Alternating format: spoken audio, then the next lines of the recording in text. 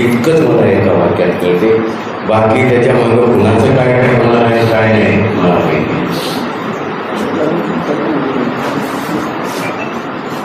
यानंतर मला शंकरांना मला दिवा मेळावा घेण्याच्या आधी एक दिवस मिळतो.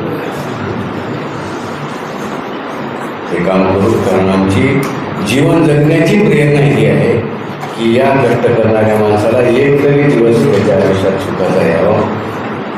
काही पोटाला कमी आनंद आहे, आनंद आहे. चांगलं जितकं आपल्याला वाटायला या क्षेत्राचं नुकसान झाले तेवढं तुम्ही वचन द्या त्या सगळ्या गावकऱ्यांना, तेवढं पुढच्या 5-10 वर्षात आम्ही बसू. दिनांक 29 मार्च रविवारी सायंकाळी 6 वाजता लोह्याच्या बैल बाजार मैदानावर आदरणीय राज्याचे उपमुख्यमंत्री एकनाथरावजी शिंदे यांच्या मार्गदर्शनात एक राज्यस्तरीय मेळाव्याचं आम्ही आयोजन केलेलं आहे. विशेषतः या मेळाव्याला जोडून राज्यभरातले आमचे जे सहकारी आहेत, पदाधिकारी आहेत आणि जिल्ह्यातले आणि या भागातले वेगवेगळ्या पक्षाचे आणि आमचेही सहकारी त्या दिवशी त्यांचा पक्षप्रवेश सोहळाही या कार्यक्रमाला जोडून आहे. या अधिवेशनाच्या माध्यमातून आमची भावना आहे आणि आमची इच्छाही आहे की आदरणीय एकनाथरावजी शिंदे हे महाराष्ट्राचे धाडसी आणि शेतकरी, कष्टकरी, सर्वसामान्य माणसासाठी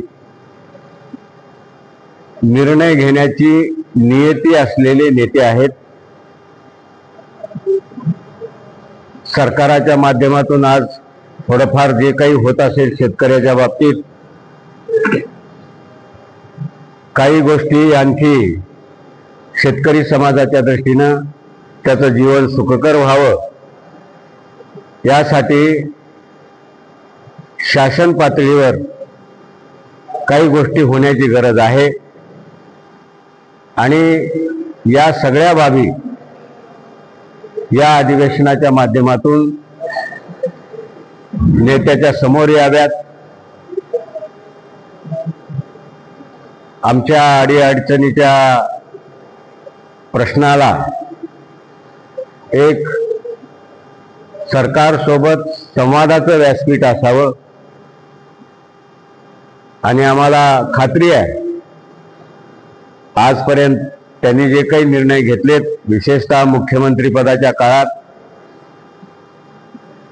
सर्वसामान्य माणसाच्या हिताचे, लाडक्या बहिणीसह